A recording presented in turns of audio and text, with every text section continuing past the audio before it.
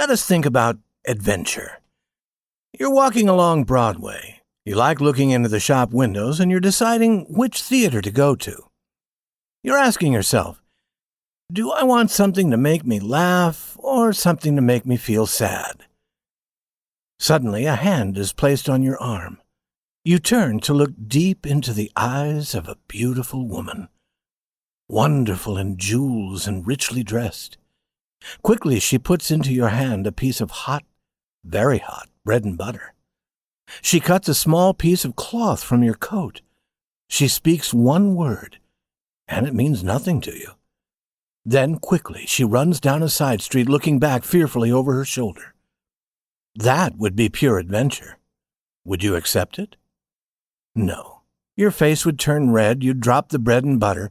You would walk straight along with one hand over the hole in your coat. This you would do if you are not one of the very few in whom the pure spirit of adventure is not dead. There have never been many true adventurers. You can read stories about men called adventurers, but they were really businessmen.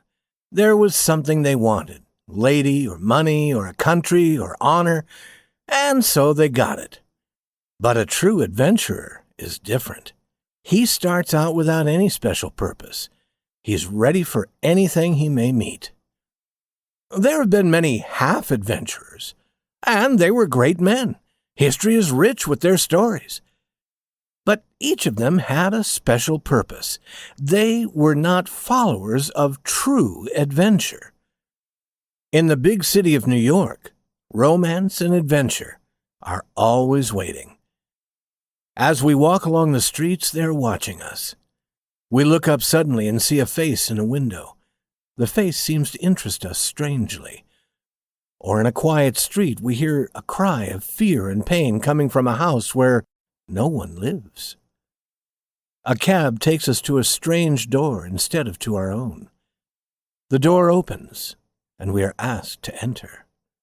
At every corner, eyes look toward us, or hands are raised, or fingers point.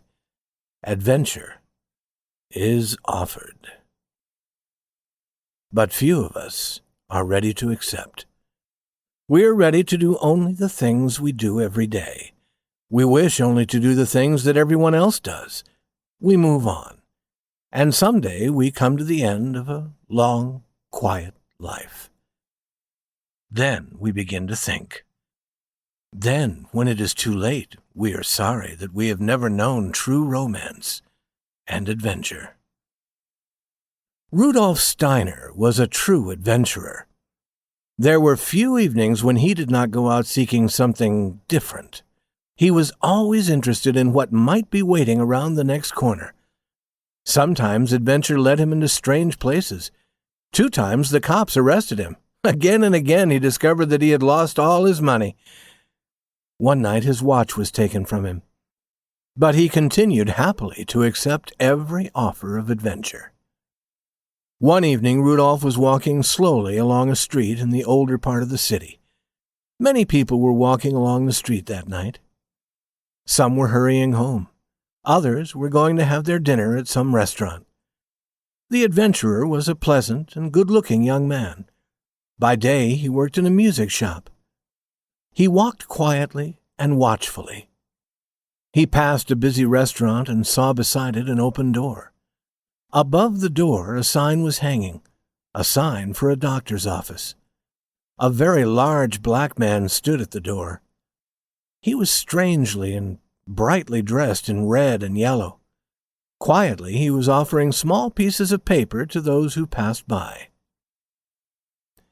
Rudolf had often seen such a thing before. The black man's small pieces of paper would have the name of the doctor in the office on the 3rd floor. Usually Rudolf walked past without taking the paper that was offered. But tonight, the paper was put into his hand very quickly. He kept it, smiling. When he had walked on further, he looked down at the paper. Surprised, he turned it over and looked again with interest. On one side there was nothing. On the other side were 3 words. The green door. And then, 3 steps beyond, another man threw down the paper the black man had given him. Rudolf picked it up. There was the doctor's name with the street and the number. This was what Rudolf had expected to find on his own piece of paper. The young adventurer stopped at the corner to think. Then he went across the street, walked further, and returned across the street to the first side. Now he again walked past the black man. Again he received a piece of paper. 10 steps away, he looked at it. There were the same words that had appeared on the first paper. The green door. 3 or 4 other pieces of paper were lying in the street where they had been dropped. He looked at them. Every one had the doctor's name on it. 2 times now Adventure had asked Rudolf to follow. He was ready. He walked slowly back to where the big black man stood. This time, as he passed, he received no paper. The papers were offered to some, but not to all that passed. It seemed to Rudolf that the large black face looked coldly at him. The look was painful to Rudolf. It seemed to say that he had failed. It seemed to say that he was not a true adventurer. Standing away from the crowd of people, the young man looked up at the building. He believed that his adventure must be somewhere inside. The building was 5 floors high. A small restaurant was on the ground floor. On the floor above that was a hat shop. Above the hat shop was the doctor's office. Above this were several signs of dressmakers, music teachers, and other doctors. On the top floor, people seemed to have furnished rooms. Rudolf entered the door and walked quickly up. On the second floor, he stopped. The hall was not very well lighted. There were 2 gas lights, one far to his right and the other nearer to his left. He looked toward the nearer light and saw a green door. For one moment, he waited. Then he remembered the cold face of the black man at the door below. He walked straight to the green door, striking it loudly with his hand. Then he waited to see who would open the door. In the moments that passed then, he could feel the quick breath of true adventure. What might not be behind the wood of that green door? Bad men planning bad acts, or beauty in trouble, or death, or love. Anything might be there. A soft sound was heard, and the door slowly opened. A girl not yet 20 stood there. Her face was very white, and she was very weak. She put out one hand and started to fall. Rudolf caught her and carried her inside and put her down on a bed. He closed the door and looked around. It was very clean, but she was very poor. That was what he saw. The girl lay with her eyes closed, but now she opened them, and the young man looked at her face. He had never seen it before, but he knew that it was a face that he had always hoped to see someday. Her eyes were gray, her nose was small, her hair was brown. It was a face to make this a wonderful adventure, but her face was very thin, and it had no color. The girl looked at him and then smiled. "I fell, didn't I?" she said. "That is what happens when you don't eat for 3 days. "What?" cried Rudolf. "Wait till I come back." He rushed out the green door and down to the street. In 20 minutes he returned. Both arms were full of things from a food shop and from the restaurant. He put them on the table. Bread and butter, cold meats, cakes, fish, milk, and more.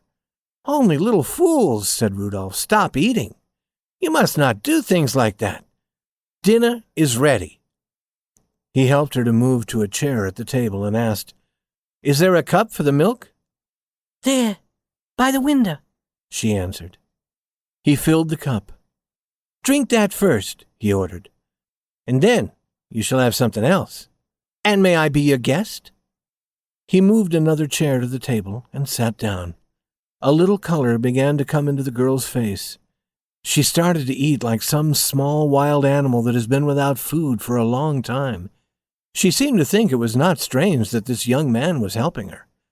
Her need had been so great that she was ready to accept any help. But slowly, as her strength returned, she began to tell him her little story. There are 1,000 stories like hers in the city every day. It was the shop girl's story. Not enough pay, illness, a lost job, lost hope. And then, the adventurer at the green door. But to Rudolf, it was not a little story. It was a big story. "And you suffered all that?" he said. It was really bad, said the girl. "And you have no family or friends in the city?" None. "I am all alone in the world, too," said Rudolf. I'm glad of that, said the girl, and it pleased the young man to hear that she was glad he was alone. Very suddenly her eyes closed.